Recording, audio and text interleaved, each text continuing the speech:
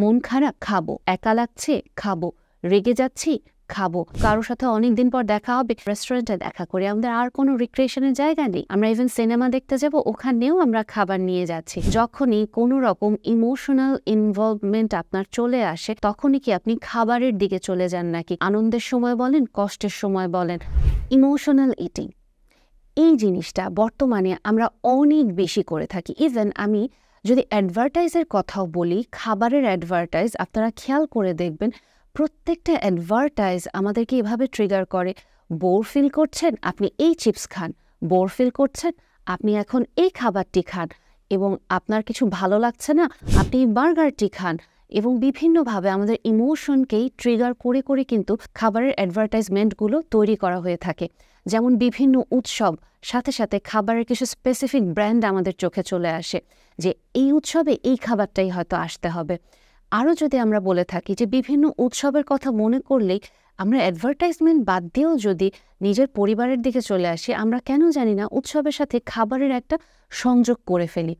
এই জিনিসগুলো প্রত্যেকটা আমাদের ইমোশনাল ইটিংটাকে ট্রিগার করে এবং আমরা খেয়াল করি না, নিজের অজান্তে আমরা ঠিক ছোটবেলা থেকে, একেবারে ছোট বয়স থেকে আস্তে আস্তে ইমোশনাল ইটার হিসেবে তৈরি হয়ে আসি। জিনিসটা যেটা আমরা একটু যদি ভেঙে বলি, আপনি লক্ষ্য করে দেখেন, আপনি যখন বেশিরভাগ সময় খাচ্ছেন, কেন খাচ্ছেন? আপনি নিজেকেই প্রশ্ন করলে পেয়ে যাবেন। আপনি দুটো সাইকেল ফলো করেন সাধারণত খাওয়ার সময়টাতে। একটা আমি যদি বলি প্লেজার সাইকেল, আরেকটা আমরা স্যাড সাইকেল।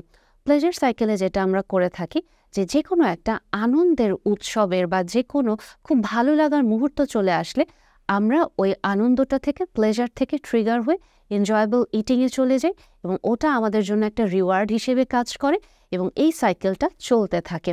এবং এটার যদি বলি আরও কমন সিনারিও আপনারা হিসেব করলেই মিলিয়ে ফেলতে পারবেন।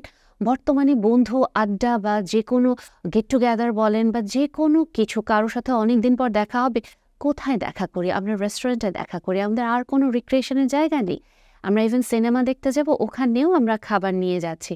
কাজেই আমরা যে কোনো জায়গাতেই যাচ্ছি, আমরা খাওয়ার মাধ্যমে আনন্দটাকে পরিপূর্ণ করতে চাচ্ছি। কেউ ভালো রেজাল্ট করলো, কবে আমরা ট্রিট পাবো? কারো প্রমোশন হলো, কবে আমরা খাবো? কারো কোনো সুসংবাদ, আমরা অবশ্যই খাওয়ার কথাটাকেই নিয়ে আসি শুরুতে। এছাড়াও এখন যদি আমরা স্যাডনেসের দিকে আসি, এটা আমাদের ভেতরে মহামারী আকারে চলে আসছে। মন খারাপ, খাবো। একা লাগছে, খাবো। রেগে যাচ্ছি, খাবো। কিচ্ছু ভালো লাগছে না, প্রচণ্ড দুশ্চিন্তা বোধ হচ্ছে, নিজেকে একটু দূরে রাখার জন্য খাবো। কাজে আমরা স্যাড সাইকেলটা যদি আমরা দেখি, যে কোনো রকমের স্ট্রেসফুল সিচুয়েশন বা স্ট্রেসফুল ইমোশন, সাথে সাথে আমরা যেটা করি, আমরা ওখান থেকে বের হওয়ার জন্য আমরা ইমোশনাল ইটিংয়ে চলে যাই এবং এগেইন ওটা রিওয়ার্ড হিসেবে আসে। আমরা ফলশ্রুতিতে আমরা তখন আবার এই যে স্যাড সাইকেলটা বা স্ট্রেস সাইকেলটা ফলো করি খাবারের জন্য। এবং আমরা নিজের অজান্তেই এই সাইকেলগুলোতে এত বেশি নিজেদেরকে ইনভলভ করে ফেলি, কখনো আমরা বের হওয়ার চেষ্টাও করি না বা বোঝার চেষ্টা করি না যে আমার কি আসলে ক্ষুধা লাগলে আমি খাচ্ছি নাকি আমি আসলে অনুভূতির বশবর্তী হয়ে খাচ্ছি। আমরা যতটা না বেশি প্লেজার ইটিং করি, তার চেয়ে বেশি আমরা স্ট্রেস ইটিংটা বেশি করি। এবং স্ট্রেস ইটিংয়ে আরও যেটা ক্ষতিকর থাকে, আমরা কোনো রকম টাইম মেনটেন করি না। ওটা আমরা মাঝরাতে খেতে পারি, দিনের বেলা খেতে পারি, যে কোনো সময় তো খাই, যেটা আমরা প্লেজার ইটিংয়ে করি। কিন্তু আরও যেটা স্ট্রেস ইটিংয়ের জন্য ক্ষতিকর, কর্টিসল হরমোনটা রিলিজ হয়ে যায়, যেটা কিনা আমার শরীরকে আরও বেশি গ্লুকোজ তৈরি করতে হেল্প করে এবং ফলশ্রুতিতে ও ফ্যাটে কনভার্ট হয় এবং চর্বিটা জমে যায় এবং আস্তে আস্তে আমার শরীরে বাসা বাঁধে বিভিন্ন রকমের অসুখ বিসুখ। ডায়াবেটিস বলতে পারেন, বা আমার কোলেস্ট্রল লেভেলটা অনেক বেশি পরিমাণে চলে যাচ্ছে, আনহেলদি কোলেস্ট্রল লেভেলটা, বা স্ট্রোক বলেন, হার্ট অ্যাটাক বলেন, খুব কম বয়সে ইদানিং এগুলো চলে আসছে। এগুলো কিন্তু এখন আর আমরা বলি না বেশি বয়সের অসুখ, কারণ আমাদের এই আনহেলদি লাইফস্টাইলের কারণে, ইটিং প্যাটার্নের কারণে এটা এখন অনেক কম বয়সেই দেখা যায়। এমনকি ছোট বাচ্চাদেরও ডায়াবেটিস হয়ে যাচ্ছে। আর আরেকটা যদি আমি বলি, আরও আপনি বোঝার জন্য নিজেকে আপনি কিছু কোয়েশ্চেন করে দেখতে পারেন, স্ক্রিনিং কোয়েশ্চেনের মতো। যদি এর বেশিরভাগ উত্তর আপনার হ্যাঁ হয়ে থাকে, আপনি নিঃসন্দেহে একজন ইমোশনাল ইটার। আপনি খেয়াল করে দেখেন, যখনই কোনো রকম ইমোশনাল ইনভলভমেন্ট আপনার চলে আসে, তখনই কি আপনি খাবারের দিকে চলে যান নাকি আনন্দের সময় বলেন, কষ্টের সময় বলেন?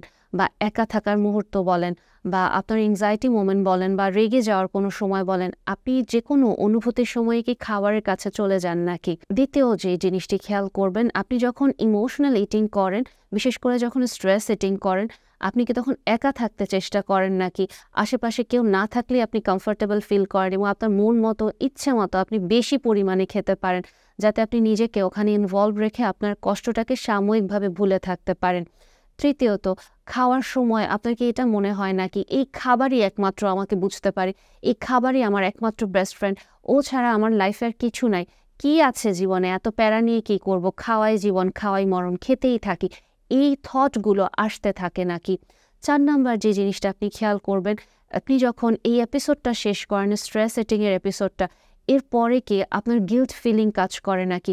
ইভেন প্লেজার ইটিংয়ের পরেও আমাদের কিন্তু গিল্ট ফিলিং কাজ করতে পারে, কারণ আমরা হয়তো মাইন্ড সেট আপটা এভাবে রাখছি আমি একটা হেলদি লাইফে চলে যাব, কিন্তু সেই জায়গায় আমি যখন এই স্ট্রেস ইটিং করছি বা আমি প্লেজার ইটিং করছি, আমি আমার ট্র্যাক থেকে ডেভিয়েট হয়ে যাচ্ছি এবং আমি যদি একবার ট্র্যাক থেকে ডেভিয়েট হয়ে যাই, আমি আবার ফিরে আসতে পারছি না, যেটা কিনা আমাকে অনেক বেশি কষ্ট দেয়। সো আপনি কি কোনো গিল্ট রেসপন্সে চলে যাচ্ছেন নাকি, এবং এটা কি আপনার একটা সাইকেল হয়ে যাচ্ছে নাকি?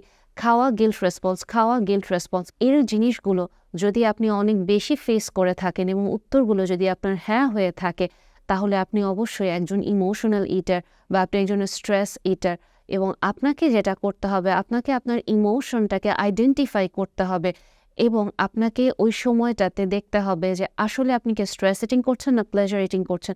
যদি প্লেজার ইটিং করেন, আপনি যেটা করেন অন্য আর কিভাবে আপনি রিক্রিয়েশন করতে পারেন, অন্য আর কিভাবে ফ্রেন্ডদের সাথে হ্যাং আউট করতে পারেন বা ভালো সময়টাকে আপনি ধরে রাখতে পারেন বা সেলিব্রেট করতে পারেন, এটা আপনাকে খুঁজে বের করতে হবে। আর যদি আপনি মনে করে থাকেন যে আপনি একজন ইমোশনাল ইটার বা স্ট্রেস ইটার, সেই ক্ষেত্রে আপনার স্ট্রেস নিয়ে আপনাকে কাজ করতে হবে।